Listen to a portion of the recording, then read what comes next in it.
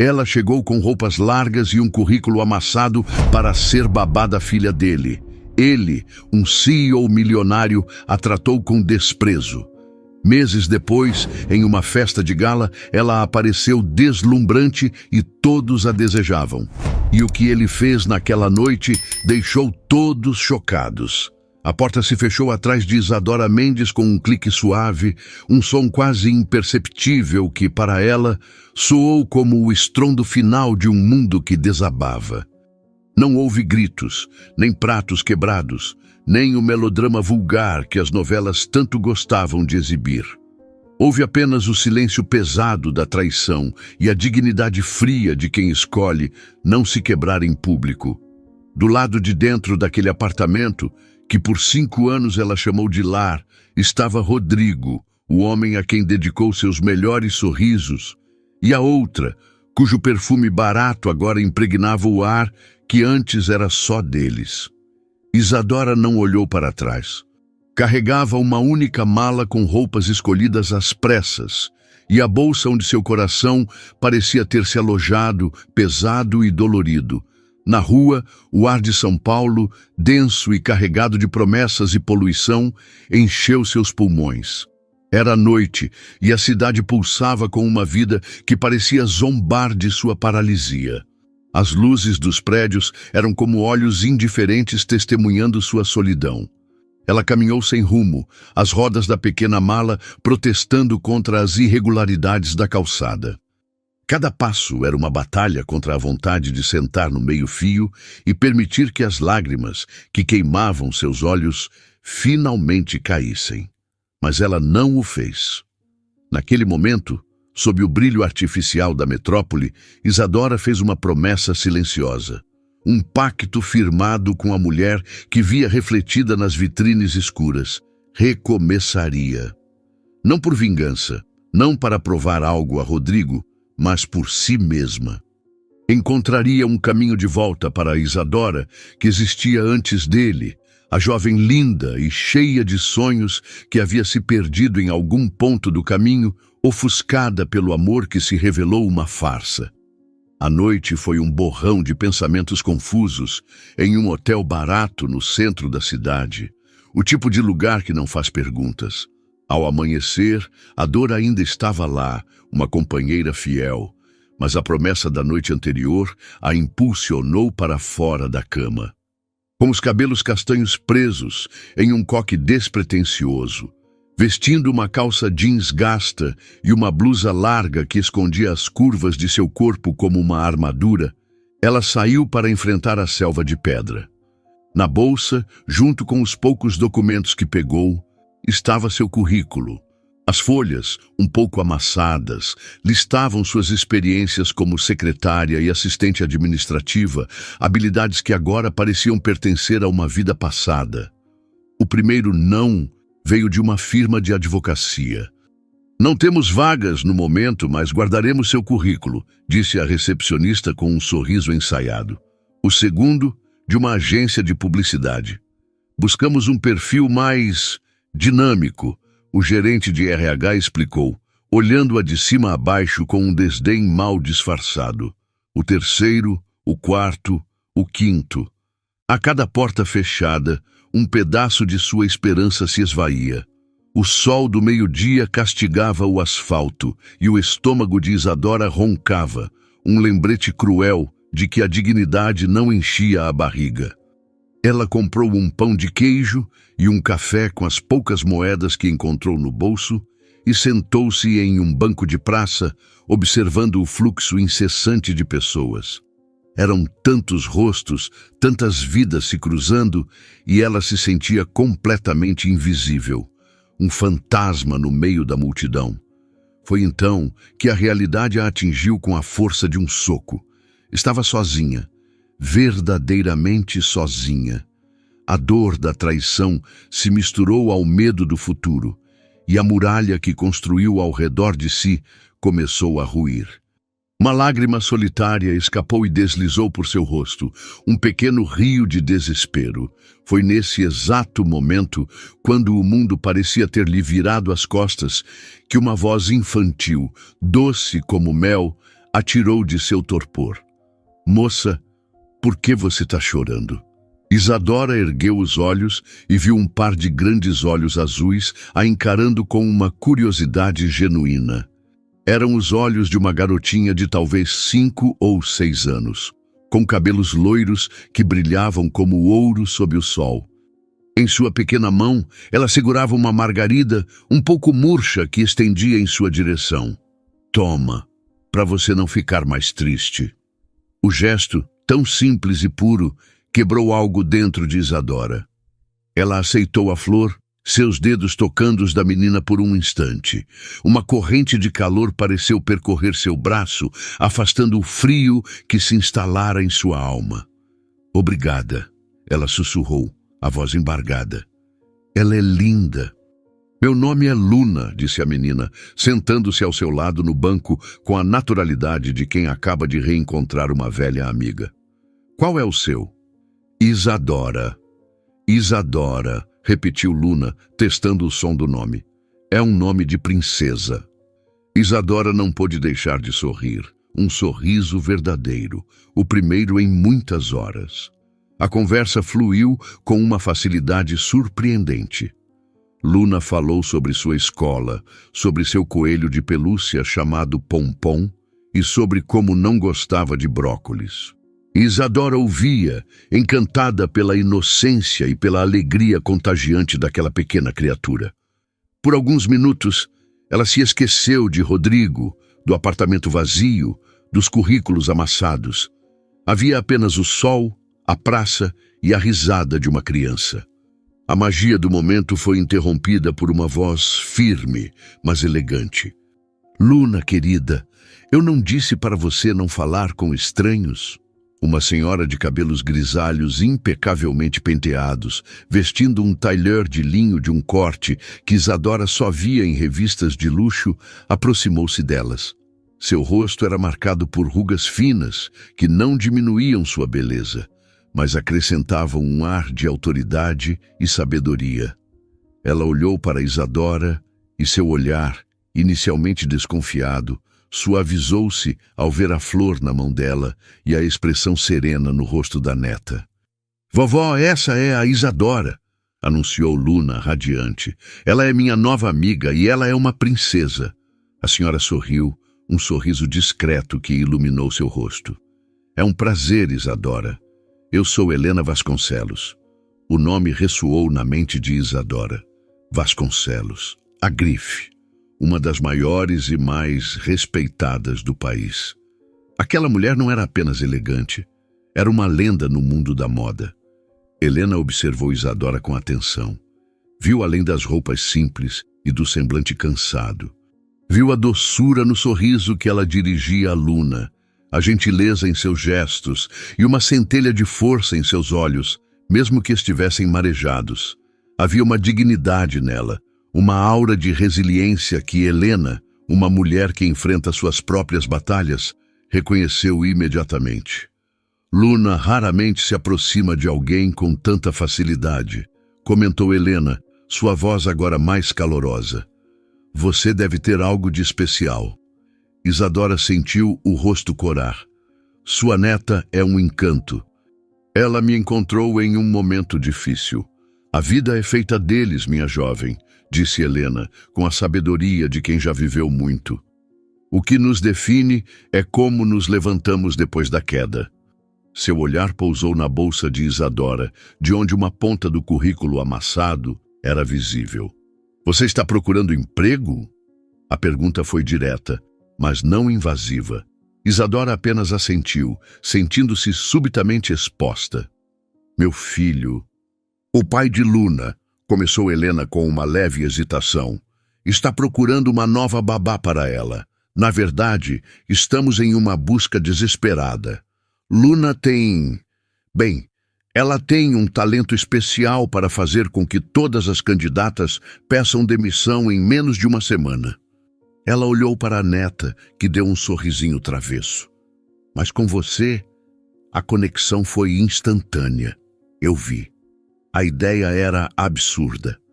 Isadora, uma babá, na mansão dos Vasconcelos? Ela não tinha experiência, não tinha referências para essa função. Estava prestes a recusar, a dizer que era um engano, mas então olhou para Luna. A menina a encarava com uma expectativa tão grande, com uma esperança tão pura em seus olhos azuis, que as palavras morreram em sua garganta. Talvez fosse isso. Talvez aquele encontro não fosse um acaso.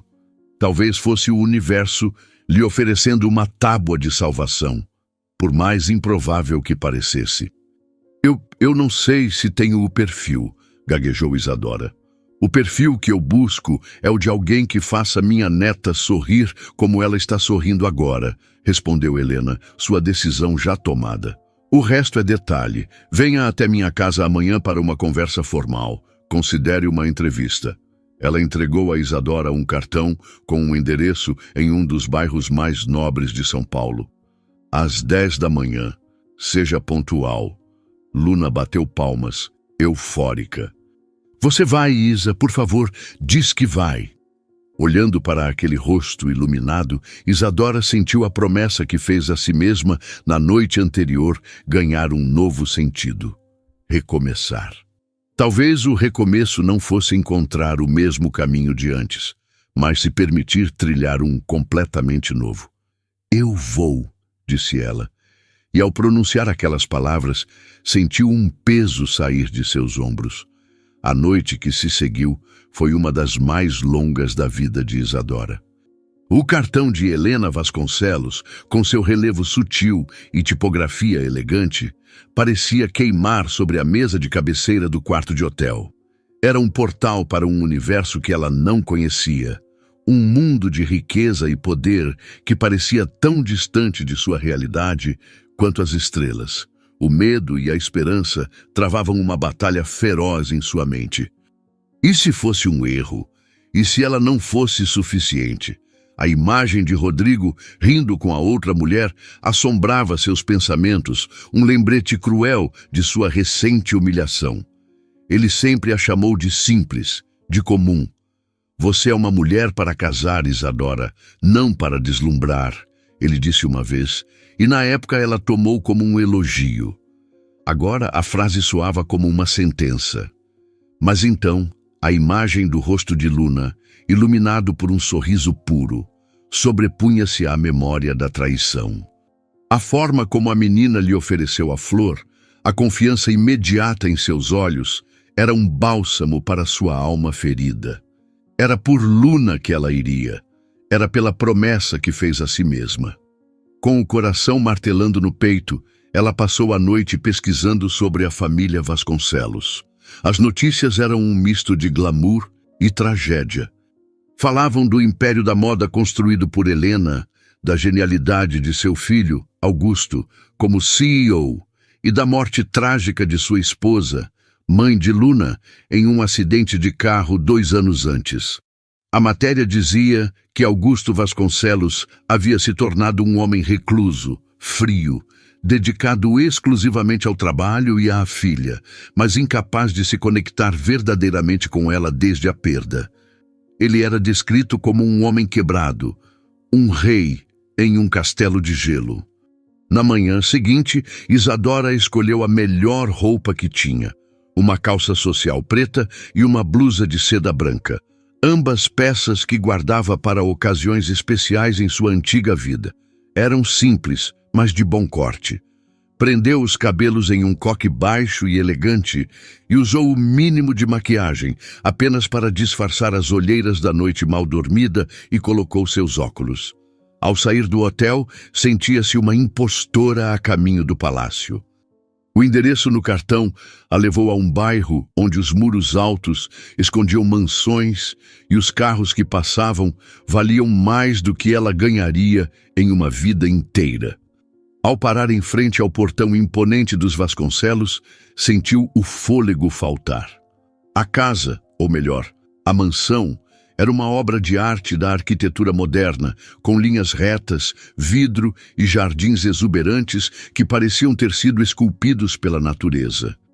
Engolindo em seco, ela tocou o interfone. Uma voz masculina e impessoal respondeu: "Pois não? Meu nome é Isadora Mendes. Tenho uma entrevista marcada com a senhora Helena Vasconcelos às 10 horas. Houve uma pausa. Isadora imaginou seu nome sendo verificado em uma lista, sua identidade sendo questionada. Finalmente, os portões se abriram em um silêncio majestoso, convidando-a a entrar. Ela caminhou pela alameda de pedras, sentindo-se observada por janelas que pareciam olhos de vidro. A porta principal se abriu antes que ela pudesse alcançá-la, revelando uma governanta de uniforme impecável. Senhorita Mendes, por favor, me acompanhe. A senhora Helena a aguarda. O interior da casa era ainda mais impressionante. O pé direito altíssimo, as obras de arte nas paredes, o mármore frio sob seus pés, tudo gritava poder e riqueza. Era um ambiente que intimidava, projetado para fazer qualquer um se sentir pequeno. Mas então, um pequeno furacão loiro desceu correndo as escadas. Isa, você veio! Luna correu em sua direção e a abraçou com força pelas pernas. Eu sabia que você viria. Eu disse para a vovó e para o papai. O abraço caloroso e a alegria genuína da menina foram como um escudo protetor contra a frieza do ambiente. Isadora se agachou, ficando na altura de Luna, e retribuiu o abraço. Eu prometi, não foi? Sim, agora você vai poder brincar comigo todos os dias. Naquele momento, duas figuras surgiram no topo da escadaria. Uma era Helena, com o mesmo sorriso encorajador do dia anterior. A outra era um homem alto, de ombros largos, vestido com um terno escuro que parecia ter sido moldado em seu corpo. Seus cabelos eram escuros e seu rosto, de traços fortes e maxilar definido, era uma máscara de indiferença. Mas seus olhos eram de um cinza tempestuoso, e neles Isadora viu a dor e a reclusão sobre as quais lera. Era Augusto Vasconcelos, e ele a observava como se ela fosse uma equação que ele não conseguia resolver. Seu olhar era gélido, analítico, e por um instante Isadora sentiu toda a sua confiança evaporar. Bom dia, Isadora, disse Helena, descendo as escadas com uma elegância natural. Vejo que já foi devidamente recepcionada. Augusto desceu logo atrás, seus passos pesados ecoando no silêncio. Ele não a cumprimentou. Apenas continuou a encará-la, o olhar varrendo-a de cima a baixo, avaliando, julgando. Então esta é a candidata que minha mãe encontrou em uma praça. Ele disse, a voz grave e carregada de um ceticismo cortante. Não era uma pergunta, era uma acusação. Isadora sentiu o sangue subir ao rosto, levantou-se mantendo a postura ereta e enfrentou seu olhar. Sim, sou eu. Papai, não seja chato, a Isa é legal, defendeu Luna, ainda agarrada à mão de Isadora. Augusto ignorou a filha. Seu foco estava inteiramente em Isadora. Minha filha precisa de estabilidade, de uma profissional qualificada, não de um projeto de caridade. Cada palavra era um golpe. Senhor Vasconcelos, ela começou, a voz firme, surpreendendo a si mesma. Com todo o respeito, o senhor não sabe nada sobre mim. Sua mãe me convidou para uma entrevista e eu aceitei. Se o senhor já decidiu que não sou qualificada sem ao menos me ouvir, sugiro que não percamos mais o nosso tempo. O silêncio que se seguiu foi tenso. Helena observava a cena com um interesse calculado, um leve sorriso brincando em seus lábios. Augusto pareceu genuinamente surpreso. Ele estava acostumado com pessoas que se encolhiam diante dele, não que o enfrentavam. Seus olhos cinzentos a estudaram por mais um longo momento, e então, para espanto de Isadora, ele fez um gesto em direção à biblioteca. Minha mãe vai falar com você. A entrevista, se é que podia ser chamada assim, foi uma das experiências mais estranhas da vida de Isadora. Helena fazia perguntas gentis sobre sua vida, seus interesses, enquanto Augusto permanecia em silêncio, em uma poltrona afastada, observando-a como um predador. Ele não disse uma palavra, mas sua presença era uma pressão constante.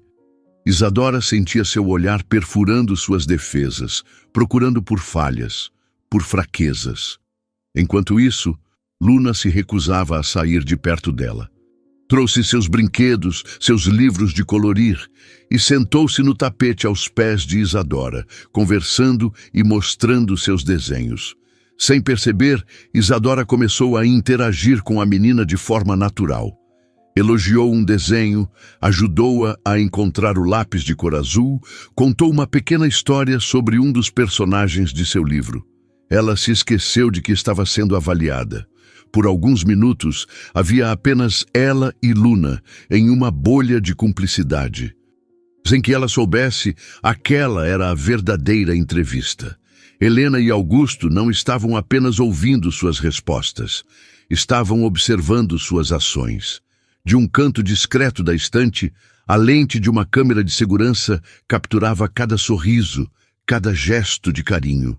Em um tablet, Helena mostrava a Augusto o que a câmera registrava. Ele via a forma como o rosto de sua filha se iluminava, como ela, que mal falava com as outras babás, tagarelava sem parar com aquela estranha. Via a paciência nos olhos de Isadora, a gentileza em seu toque, e contra sua vontade, o muro de gelo ao redor de seu coração sofreu uma minúscula rachadura. Ele via em Isadora não uma profissional com um currículo impecável, mas algo que o dinheiro não podia comprar, uma afinidade genuína com sua filha. Quando a conversa terminou, Helena levantou-se. Isadora, gostaríamos que você fizesse um teste. Uma semana, fique conosco, cuide de Luna. Depois disso, tomaremos uma decisão. Antes que Isadora pudesse responder, Augusto falou pela primeira vez desde o confronto inicial. As regras são claras. O foco é exclusivamente Luna. Não quero que se intrometa nos assuntos da casa ou da minha família. Você está aqui para ser babá, nada mais. Se ultrapassar essa linha, estará na rua no mesmo instante. Foi claro? A frieza em sua voz era um aviso. Ele estava concordando, mas deixando claro que era contra a sua vontade. Era um acordo de negócios, não um voto de confiança. Cristalino, respondeu Isadora, mantendo a cabeça erguida. E assim, Isadora Mendes, a mulher que saíra de casa com uma mala e um coração partido, mudou-se para a ala de funcionários da mansão Vasconcelos. Seu quarto era simples, mas confortável, muito mais do que o hotel barato. Mas a opulência da casa a fazia se sentir ainda mais deslocada. Durante os primeiros dias, ela se concentrou inteiramente em Luna. Brincaram no jardim, leram histórias, fizeram bolos na cozinha, para o desespero inicial da governanta, que acabou se rendendo ao ver a alegria de Luna. Isadora descobriu que a menina era uma criança solitária, faminta por atenção e afeto. O pai, sempre ausente ou distante, era uma figura que ela amava, mas também temia. A avó era carinhosa, mas ocupada com o império da moda. Isadora se tornou o centro do pequeno universo de Luna, e a conexão entre elas se aprofundou a cada dia. Augusto a observava de longe. Seus encontros eram breves e formais. Bom dia, boa noite. Ele parecia sempre tenso, sempre carregando o peso do mundo nos ombros. Isadora via a tristeza em seus olhos quando ele olhava para a filha, uma dor tão profunda que era quase palpável. Ele amava Luna desesperadamente, mas não sabia como alcançá-la através do nevoeiro de seu próprio luto. Certa tarde, Isadora encontrou Luna no jardim, chorando baixinho perto de um canteiro de rosas. "O que foi, meu amor?" perguntou ela, sentando-se ao seu lado. "Hoje é o aniversário da mamãe", sussurrou a menina, as lágrimas escorrendo por seu rosto. "O papai fica sempre triste hoje. Ele se tranca no escritório e não fala com ninguém." O coração de Isadora se apertou. Ela abraçou a menina com força. Sua mãe deve ter sido uma mulher muito especial para ter uma filha tão maravilhosa. "Ela era", disse Luna fungando. "Ela gostava de rosas amarelas."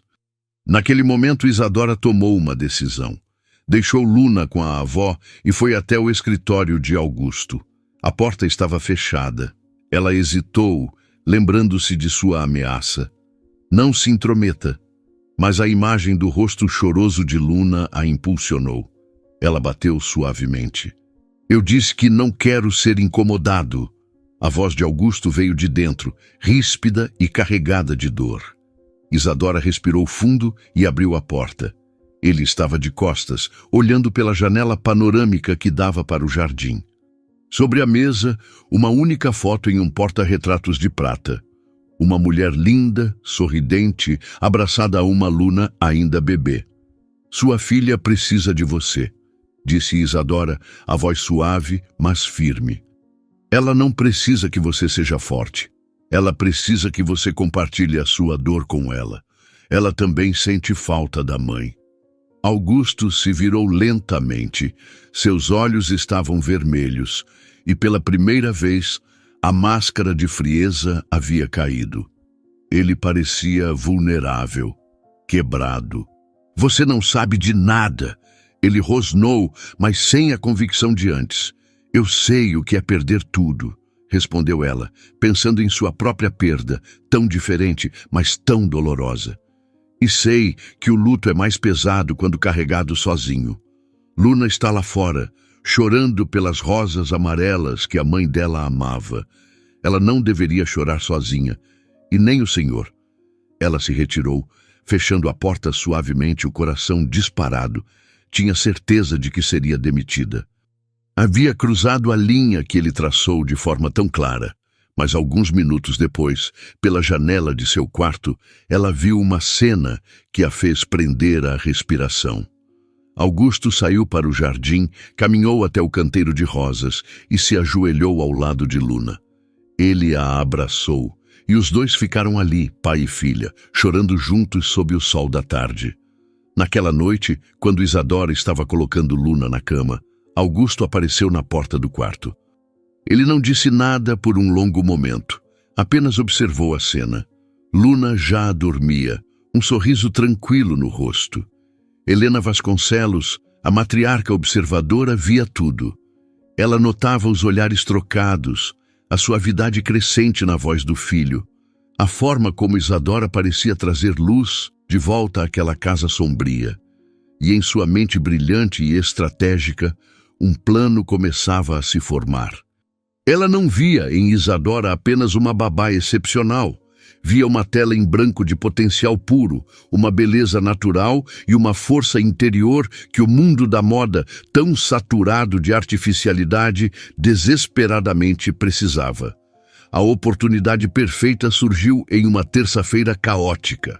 A Vasconcelos estava no meio de uma sessão de fotos crucial para a pré-campanha de sua nova coleção. A modelo principal, uma estrela internacional com um ego proporcional ao seu cachê, simplesmente não apareceu, presa por uma tempestade na cidade que morava. O pânico se instalou no estúdio. O fotógrafo, um artista renomado e temperamental, ameaçava abandonar o projeto. A equipe corria em círculos e milhões de reais estavam em jogo. Helena, que supervisionava tudo com sua calma habitual, teve uma ideia audaciosa. Ela ligou para a mansão. Isadora, querida, preciso de um favor. Traga a Luna ao estúdio. Diga a ela que é uma surpresa. Isadora, sem entender o motivo, obedeceu. Chegou ao estúdio segurando a mão de uma Luna excitadíssima. O lugar era um turbilhão de atividade e estresse. Cabos, luzes, pessoas correndo e no centro de tudo Helena, o epicentro da calma. Vovó! Gritou Luna, correndo para abraçá-la. Minha querida, disse Helena, beijando o topo de sua cabeça. Então, ela se virou para Isadora. Seus olhos brilhavam com uma intensidade que Isadora nunca vira antes. Isadora, preciso da sua ajuda. Claro, dona Helena, o que aconteceu? Aconteceu o destino, disse Helena, enigmática. Preciso que você vista uma roupa para mim. Apenas para um teste de luz. A modelo nos deixou na mão e temos as mesmas proporções de corpo. É só para o fotógrafo ajustar o equipamento. Ninguém verá seu rosto. Isadora gelou. Ela, em meio àquelas pessoas glamorosas, vestindo uma peça de alta costura, Era impensável. Dona Helena, eu não posso. Eu sou a babá. Olhe para mim. Ela apontou para suas roupas simples, o jeans e a sapatilha. Eu não estou olhando para as suas roupas, estou olhando para você, insistiu Helena, sua voz não admitindo recusa. É apenas um favor, por mim. Pressionada e não querendo desapontar a mulher que lhe dera uma chance, Isadora concordou relutantemente. Foi levada a um camarim, onde uma peça de roupa estava pendurada esperando. Era um vestido longo de seda fluida, em um tom de azul profundo que lembrava o céu noturno. Era simples, mas de uma elegância avassaladora. Com as mãos trêmulas, ela se despiu de suas roupas largas, de sua armadura de invisibilidade e vestiu a criação da Vasconcelos. O tecido deslizou por sua pele como água, abraçando suas curvas de uma forma que ela não estava acostumada. Isadora se olhou no espelho e mal se reconheceu. A mulher que a encarava de volta não era a secretária traída, nem a babá discreta. Era uma mulher com uma postura altiva, uma silhueta elegante e uma beleza que ela mesma nunca soube que possuía. As roupas largas e a postura encurvada pela tristeza haviam escondido não apenas seu corpo, mas sua essência. Quando ela saiu do camarim, um silêncio caiu sobre o estúdio. O fotógrafo, que antes reclamava, parou no meio da frase. A equipe de produção olhou, boquiaberta. Helena sorriu. Não era um sorriso de satisfação, era um sorriso de triunfo. Apenas para o teste de luz, Pierre, disse Helena ao fotógrafo. Luz? Helena, isso é mais do que luz. Isso é real, sussurrou Pierre, seus olhos de artista brilhando. Isadora subiu no pequeno palco, sentindo o calor das luzes em sua pele. Estava nervosa, seu coração batia descontroladamente. O que eu faço? Ela perguntou em voz baixa. Não faça nada, disse Pierre, já com a câmera no olho. Apenas respire. Esqueça que estamos aqui. E foi o que ela fez. Fechou os olhos por um instante. Lembrou-se da dor, da solidão, da promessa de recomeço. Lembrou-se do sorriso de Luna. Quando abriu os olhos, havia uma nova profundidade em seu olhar.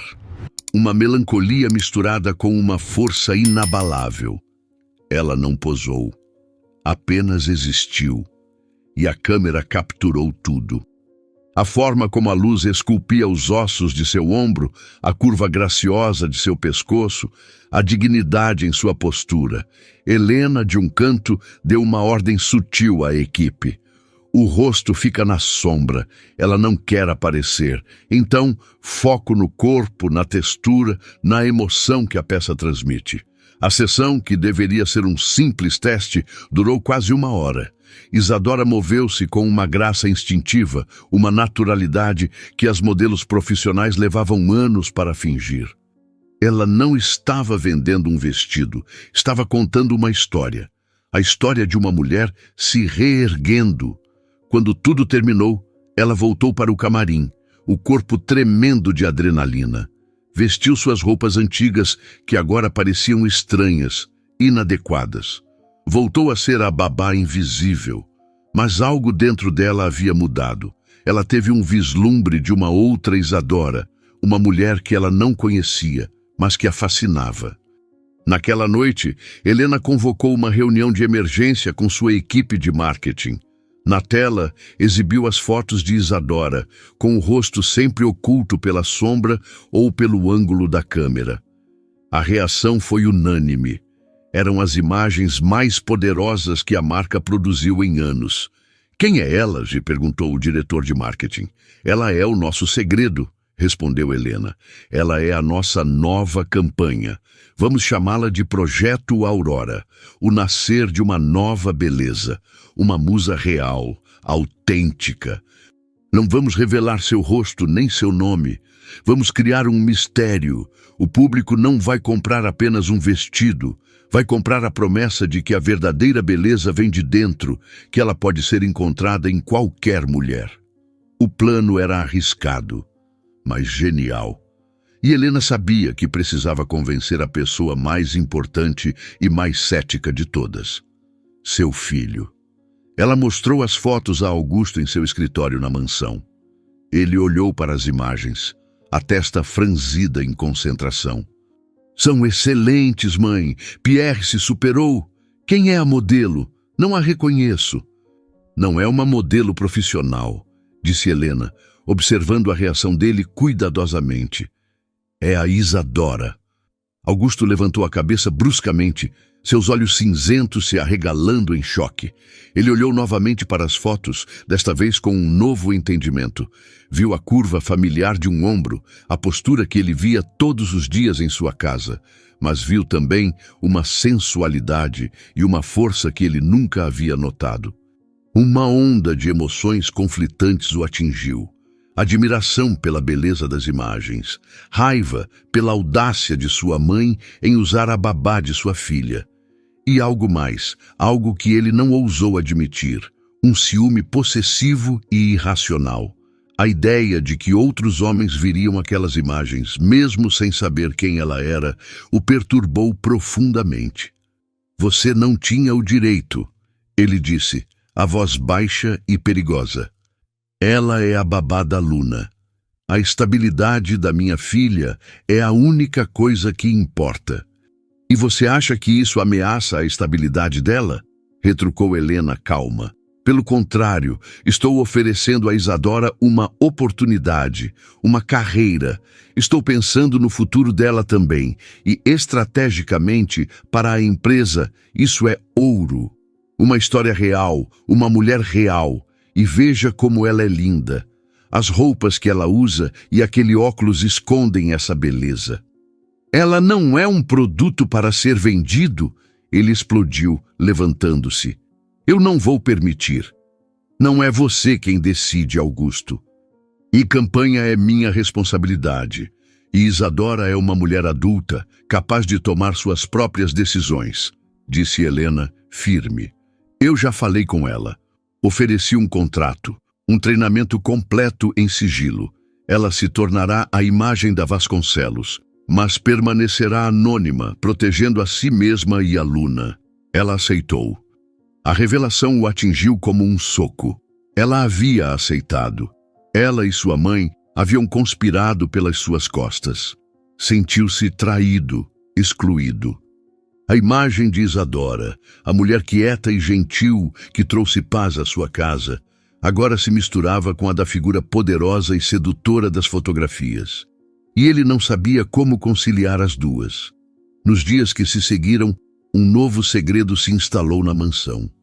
Enquanto Augusto se afastava, tratando Isadora com uma frieza ainda mais intensa do que no início, Helena iniciava o projeto Aurora. À noite, depois que Luna dormia, Isadora ia para a biblioteca, que se transformava em uma sala de aula particular. Helena a ensinava sobre a história da moda, sobre tecidos, sobre postura e comportamento. Ensinou-a a andar, não como uma modelo, mas como uma mulher consciente de seu próprio valor. Não estava criando uma marionete, estava lapidando um diamante bruto. Isadora absorvia tudo, faminta por conhecimento. A cada lição sentia-se mais forte, mais confiante. Mas a distância de Augusto a feria. Ela não entendia por que ele continuava a tratá-la como uma intrusa. A tensão entre eles era um fio esticado, prestes a arrebentar. Enquanto isso, a campanha Aurora foi lançada. As imagens da musa misteriosa tomaram conta do país. Outdoors, revistas, redes sociais, todos se perguntavam, quem é ela?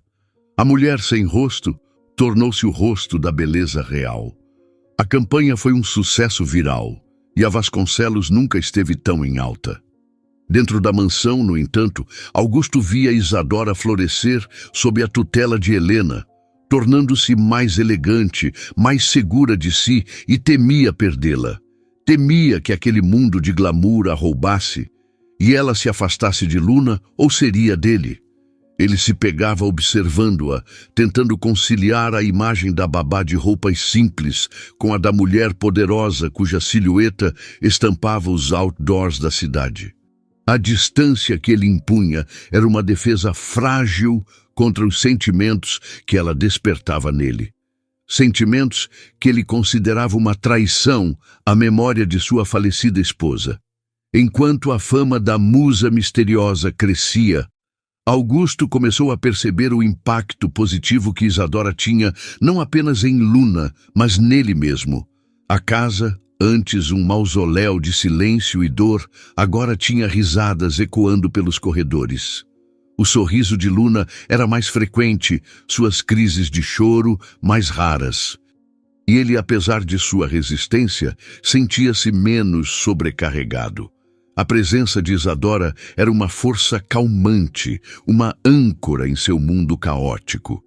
Ele começou a chegar mais cedo do escritório, usando a desculpa de que queria passar mais tempo com a filha, mas seus olhos invariavelmente procuravam por Isadora. Ele a observava de longe, encantado. Via a paciência com que ela ensinava Luna a amarrar os sapatos, a alegria genuína em seu rosto quando brincavam juntas.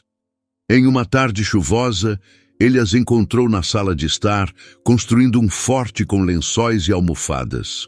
Luna, vestida de rainha com uma coroa de papel, gargalhava enquanto Isadora, a guardiã do castelo, fazia vozes engraçadas. Por um momento, Augusto se permitiu sorrir. Ele viu ali não uma funcionária, mas o calor de uma família, algo que ele pensava ter perdido para sempre. A visão o atingiu com a força de uma revelação. Ele não estava apenas grato a Isadora, estava se apaixonando por ela.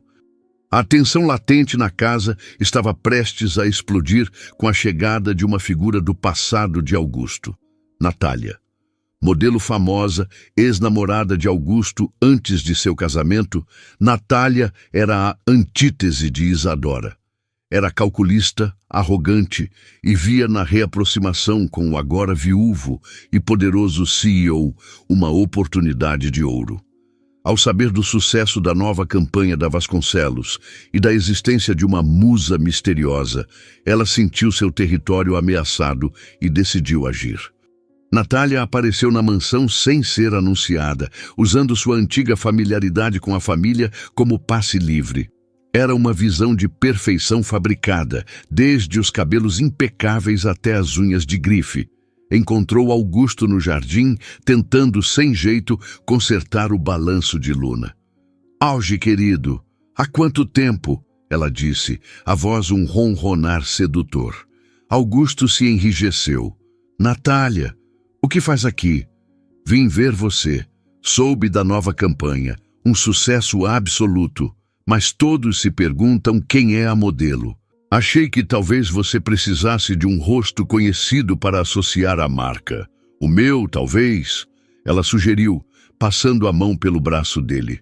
Naquele exato momento, Isadora e Luna voltavam de um passeio, rindo.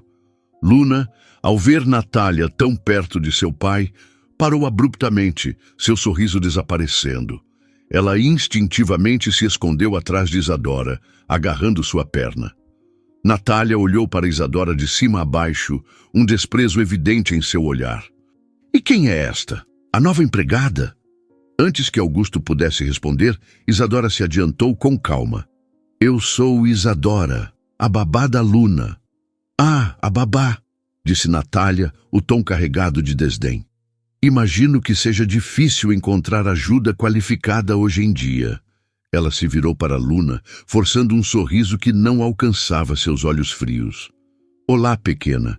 Você não se lembra de mim, mas eu sou uma velha amiga do seu papai." Luna não respondeu.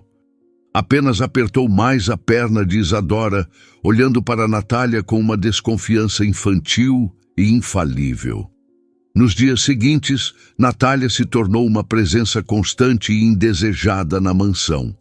Com a desculpa de discutir oportunidades de negócio com Augusto, ela tentava se reinserir na vida dele e cada vez que a via, com sua beleza calculada e ambição transparente, ele se sentia mais atraído pela autenticidade silenciosa de Isadora. A insistência de Natália em reatar o antigo romance, suas insinuações sobre o futuro deles juntos, começaram a sufocá-lo. Ele não queria Natália. A verdade crua e aterrorizante era que ele se via pensando cada vez mais na babá de sua filha, a mulher cuja presença acalmava não apenas Luna, mas a tempestade dentro dele. Certa noite, após mais um jantar em que Natália tentou, sem sucesso, monopolizar sua atenção, Augusto a encurralou no hall de entrada. Natália, isto precisa parar, ele disse a voz baixa e firme, a paciência esgotada. Parar com o quê, querido? Com a nossa reaproximação?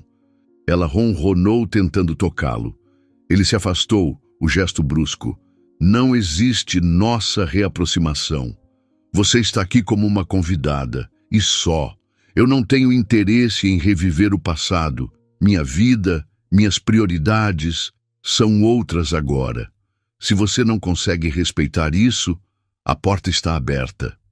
O ultimato pairou no ar, frio e definitivo. Natália, chocada pela rejeição direta, viu seu sorriso vacilar.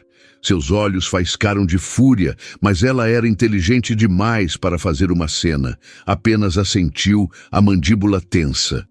Como quiser, Augusto. Mas em seu íntimo, a semente da vingança começava a germinar. Enquanto isso, Helena, alheia a esse drama particular, mas perfeitamente ciente da confusão do filho, decidiu que era hora de celebrar o sucesso estrondoso da campanha Aurora. E mais importante, era hora de revelar seu trunfo. Ela organizou um coquetel elegante na mansão para a imprensa, investidores e a elite da moda. O ponto alto da noite, ela anunciou, seria a apresentação da musa inspiradora da campanha. Isadora, querida, você será nossa convidada de honra, Helena informou dias antes do evento. Isadora sentiu um frio na barriga. Mas eu sou a babá, e a campanha era anônima. Era, corrigiu Helena com um sorriso, mas o mistério já cumpriu seu papel. Agora, o mundo precisa ver a mulher por trás da lenda. Você não é mais apenas a babá, Isadora. Você é o coração desta marca, e é hora de todos saberem. Augusto, ao saber do plano da mãe, ficou apreensivo. A ideia de expor Isadora àquele mundo de lobos, de submetê-la ao escrutínio público, o aterrorizava. Mas, ao mesmo tempo, uma parte egoísta dele sentia uma excitação febril. Ele se lembrava da força e da sensualidade que emanavam das fotos, mesmo sem ver seu rosto. A mulher que ele via todos os dias, com suas roupas simples e os óculos que escondiam a profundidade de seu olhar, já o intrigava. O que aconteceria quando essa barreira caísse por completo? Na noite do coquetel, Helena assumiu pessoalmente a transformação de Isadora. Uma equipe dos melhores profissionais da Vasconcelos foi convocada. O cabelo de Isadora, geralmente preso em um coque prático, foi solto em ondas suaves e brilhantes que caíam sobre seus ombros. Seus óculos foram deixados de lado, revelando olhos castanhos amendoados, grandes e expressivos, que pareciam conter histórias inteiras. A maquiagem era sutil, realçando sua beleza natural, a pele luminosa, os lábios com um toque de cor. E então, o vestido, uma criação de Helena, um modelo de seda vermelho que abraçava suas curvas com uma sensualidade e elegância fluida. O decote era discreto, mas o corte do vestido era uma obra de arte, insinuando a silhueta poderosa que o Brasil aprendera a admirar nos outdoors, mas que ninguém ali jamais vira pessoalmente. Quando Isadora desceu as escadas, um silêncio momentâneo caiu sobre o salão. Augusto, que conversava com um investidor, virou-se e seu queixo literalmente caiu.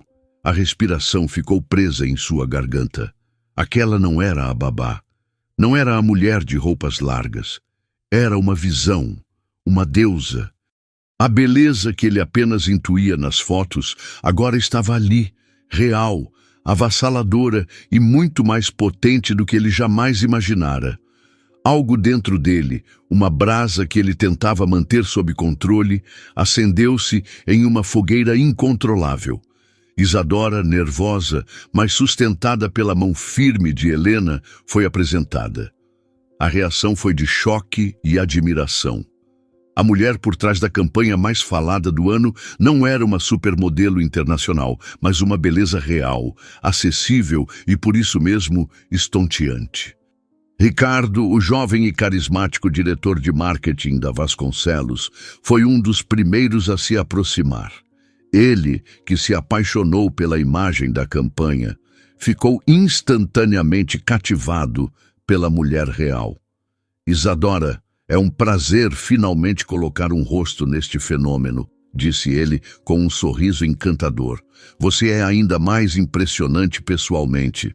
Ele a guiou pela festa, apresentando-a a pessoas importantes, sempre mantendo uma conversa animada e inteligente. Isadora, inicialmente tímida, começou a relaxar sob sua gentileza, respondendo com a inteligência e a doçura que lhe eram naturais. De longe, Augusto o observava. E uma emoção primitiva e poderosa o dominou. Ciúme. Um ciúme corrosivo, irracional. Ele via a forma como Ricardo olhava para ela, como sua mão pairava perto das costas dela.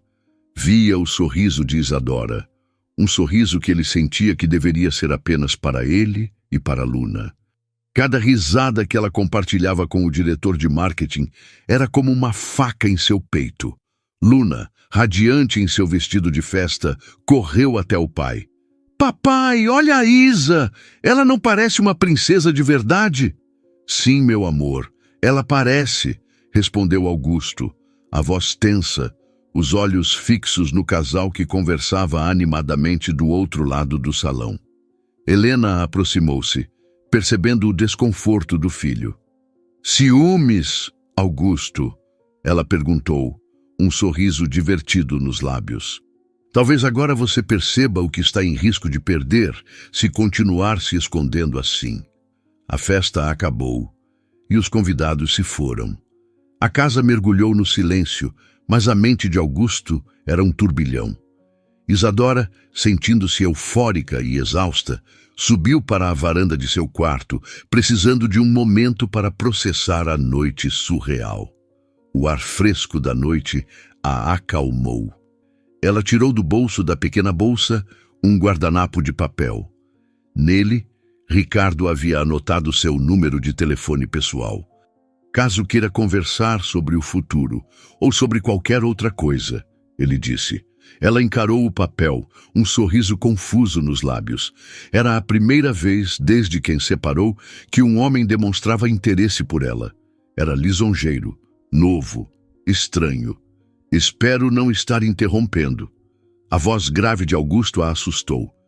Ele estava parado na entrada da varanda, a silhueta escura contra a luz do corredor. Ele caminhou até ela, seus olhos fixos no pedaço de papel em sua mão. Ele viu o nome Ricardo e uma série de números. A fogueira de ciúmes dentro dele explodiu. Ele sentiu o pânico da perda iminente. Ela estava ali, deslumbrante, desejada por outros homens com o mundo a seus pés. Ela não precisava mais dele, nem daquele emprego. Ela poderia ir embora a qualquer momento, e a ideia de perdê-la, de voltar para a casa vazia e silenciosa, era insuportável. Ele parou a centímetros dela, o rosto uma máscara de intensidade.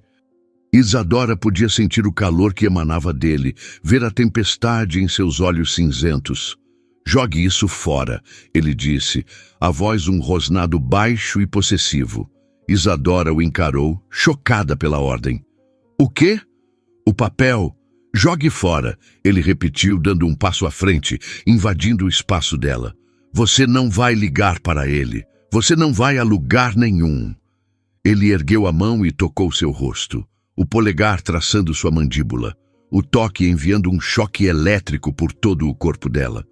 Porque você já tem um lugar, e é aqui, comigo. Ela olhou para dentro daqueles olhos cinzentos e tempestuosos e não viu o CEO frio ou o pai enlutado. Viu um homem lutando contra os próprios demônios, aterrorizado pela ideia de perdê-la. Augusto, ela sussurrou, a voz trêmula, o guardanapo ainda em sua mão. Eu vi como ele olhava para você. continuou Augusto, a voz rouca, ignorando o papel e focando apenas nela. Como todos olhavam. E eu senti. Eu senti como se o chão estivesse sumindo sob os meus pés. Por meses, eu me escondi atrás do meu luto, usei minha filha como desculpa para manter distância, para não sentir nada. Mas era mentira. Desde o dia em que você entrou nesta casa, você trouxe cor, trouxe vida. Você salvou a Luna e, sem nem perceber, estava me salvando também. Ele aproximou o rosto do dela, suas testas quase se tocando. A respiração de ambos estava acelerada. Pegou a mão dela, que segurava o papel, e com uma delicadeza que contrastava com a intensidade de sua voz, tirou o guardanapo de seus dedos. Ele não o rasgou. Apenas o deixou cair no chão, um gesto simbólico de que nada mais importava.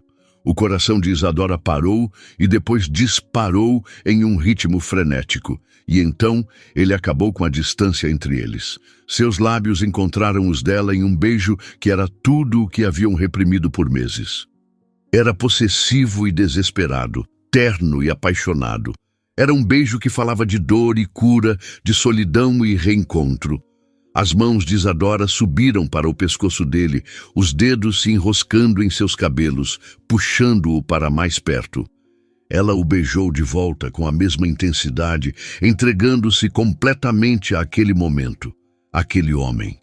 O vestido de seda vermelho, a varanda iluminada pela lua, tudo se tornou um borrão. O mundo deles se resumia àquele beijo, àquela confissão. A poucos metros dali, na penumbra do corredor que dava para a varanda, Helena Vasconcelos estava parada. Ela tinha subido para desejar boa noite a Isadora, mas parou ao ouvir as vozes. Com o coração na mão, ela ouviu a declaração do filho, a confissão que ela tanto esperara. Viu o beijo que selou o destino dos dois. Helena não se moveu.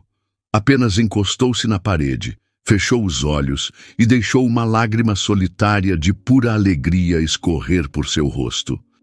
Não era uma lágrima de uma empresária que via um plano dar certo. Era a lágrima de uma mãe que via seu filho, quebrado pela dor por tanto tempo, finalmente se permitir ser feliz de novo. Ela viu a promessa de um novo começo, de risadas preenchendo os corredores, de uma família sendo reconstruída. Em silêncio, ela se virou e desceu as escadas, deixando-os em seu mundo particular, o coração transbordando com a certeza de que a mulher que seu filho um dia ignorou era, de fato, a estrela que não apenas o mundo, mas a alma dele precisava ver. Na varanda, o beijo se aprofundou. Quando finalmente se separaram, ofegantes, Augusto manteve o rosto próximo ao de Isadora, as testas coladas. A tempestade em seus olhos havia se acalmado, dando lugar a uma adoração crua e vulnerável. "Eu não quero mais ter medo de viver, Isa", ele sussurrou.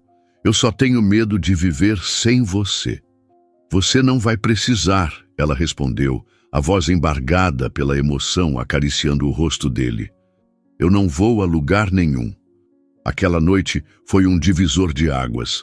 A barreira invisível que os separava se desfez completamente. A paixão contida por tanto tempo irrompeu com uma força avassaladora.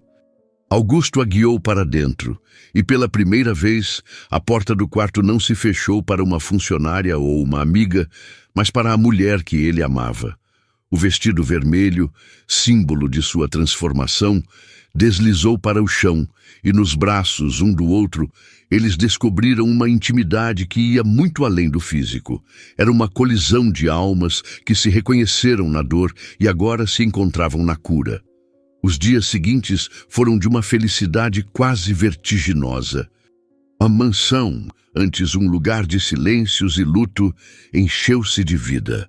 Os funcionários viam, com sorrisos discretos, o patrão que antes era uma sombra se transformar em um homem que ria abertamente, que roubava beijos de Isadora na cozinha enquanto preparavam o café da manhã, que chegava em casa mais cedo não apenas por Luna, mas para encontrar a mulher que o esperava.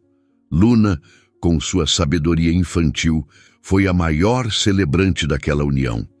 Para ela, a família que desenhava em seus cadernos finalmente se tornara real.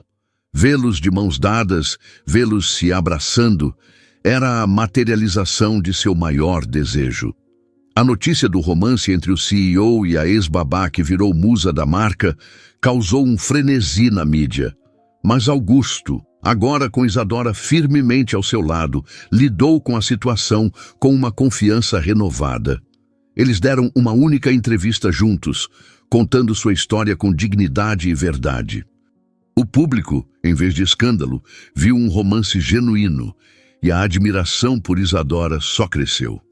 Com o apoio incondicional de Augusto e a mentoria de Helena, Isadora abraçou seu novo papel no mundo. Alguns meses depois, em uma tarde ensolarada, no mesmo banco de praça onde tudo começou, Augusto recriou o cenário. Enquanto Luna brincava por perto, ele se ajoelhou na frente de Isadora, tirando do bolso uma pequena caixa de veludo. Neste exato lugar, uma menina com uma flor uniu dois corações quebrados. Ele disse, a voz embargada: "Você me ensinou a viver de novo, a amar de novo. Você me deu uma família." Isadora Mendes, a mulher que eu fui tolo o suficiente para ignorar, você aceita se tornar a mulher com quem eu passarei cada segundo do resto da minha vida? Casa comigo?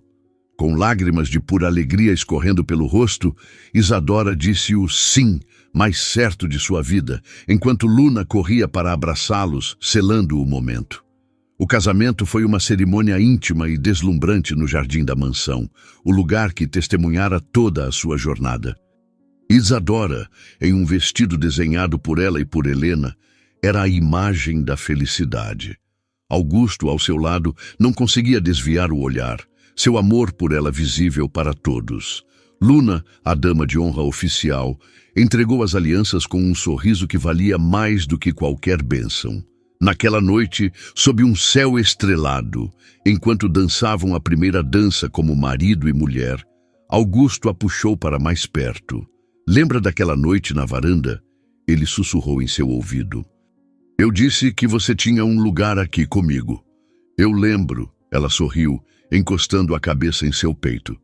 "Eu estava errado," ele continuou. "Você não tem apenas um lugar. Você é o lugar. Você é o meu lar."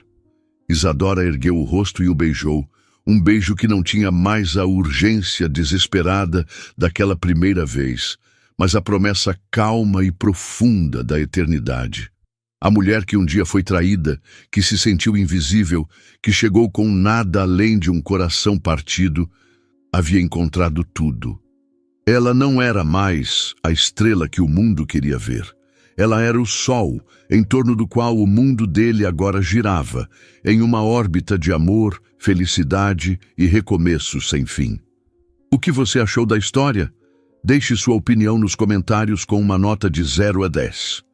Inscreva-se no canal e clique no sino para acompanhar todas as nossas histórias. Muito obrigado e até o próximo vídeo.